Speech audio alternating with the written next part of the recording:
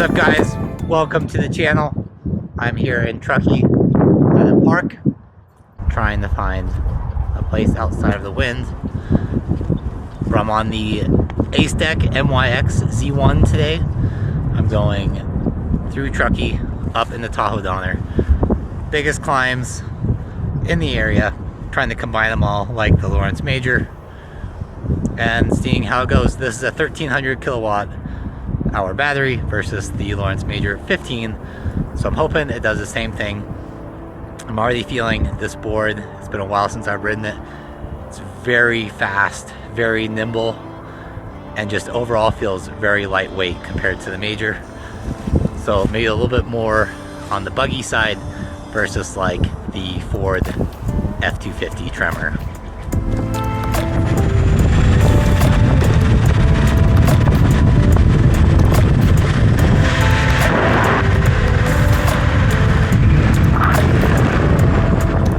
Beginning the first climb of about 3, quite a few, and if I have any extra battery after doing those 3 climbs, which is about 1,600 feet of climbing, I will add on some extra to this loop.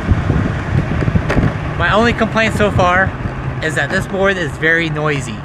It almost feels like it's gonna rattle itself apart compared to like the Aris X1, the X3, the Lawrence Major. They're all very solid. You can't really hear anything going on. But with this, you can kind of hear the deck twisting and flexing and the trucks making noise.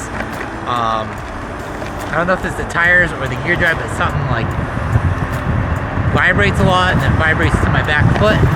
It's kind of unnerving, but I think I've checked over this thing multiple times. I've had a professional look, and it's all as spec'd OEM, so it must be just how it's designed. But let's get up this thing.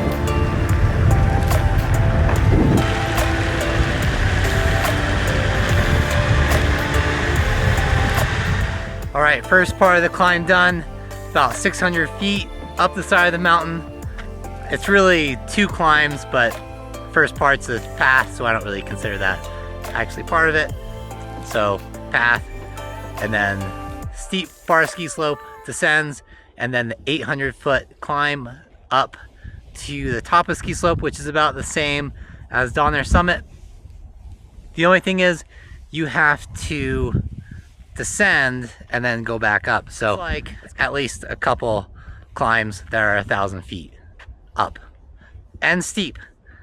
And so far, getting through the first one, I still have full bars on the battery pack according to the remote, and I'm in sport mode, but I am not taking it easy.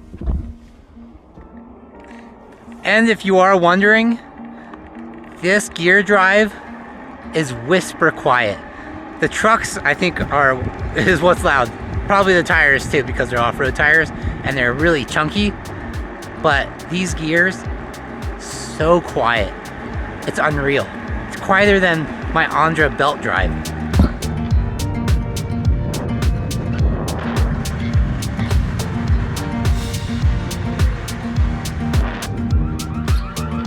I should probably get going because this house has an alarm, I guess, for right at the beginning of his driveway.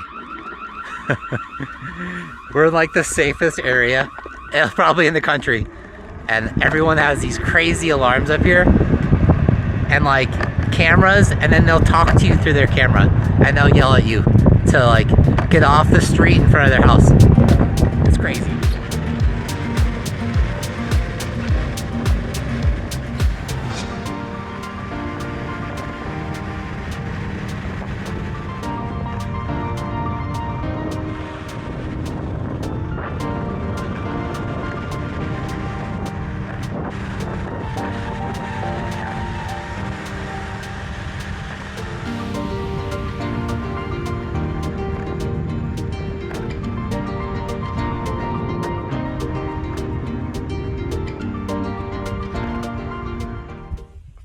Nine miles in, 2 bars used on the remote, all uphill pretty much.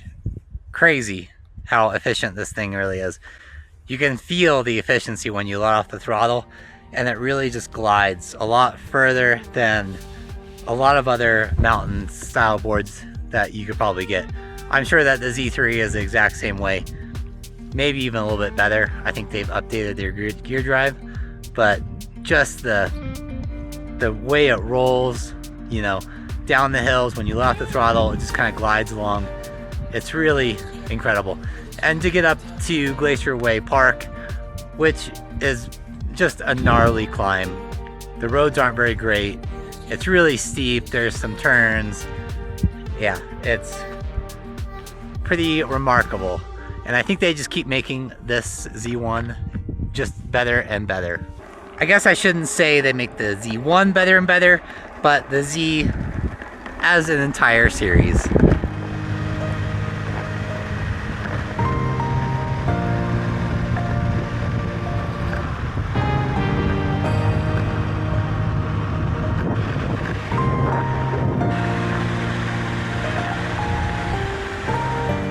So as you can see, I am really high up, and I've been going up and down for the last 12 miles, and just now starting to feel a little bit of that battery degradation, but still I can tell that this board just has really strong motors, and that 120 ESC is, I mean, you can just tell that it's pumping a lot of power out of that sucker, because it shoots much faster than the Aris does, or the Aris X1 or the X3 really.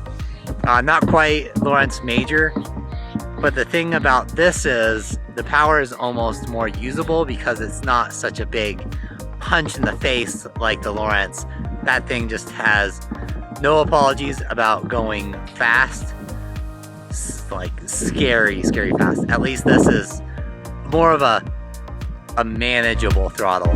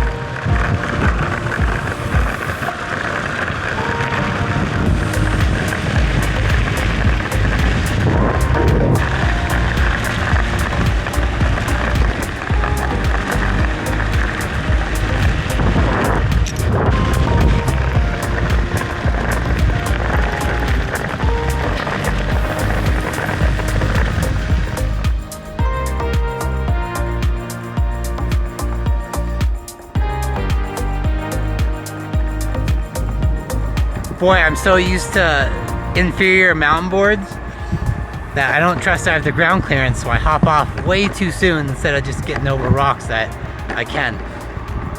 But just knowing that I can hit hard dirt roads really changes what routes I can choose with this.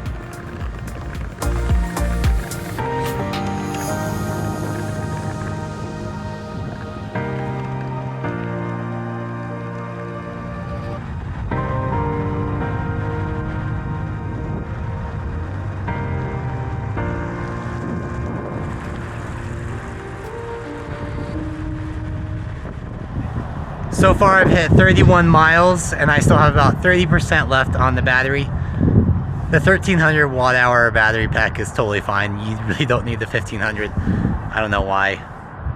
Well, I do know why. Because there are people who like to go insane distances. At what cost? Because that does add extra weight. So weight, or a little bit lighter, maybe a little bit more nimble board. Which is a mountain board, so I can't do this kind of mileage on trails. No way. All right, I probably have another mile back to the car. I'm only gonna stop because I have to get to work.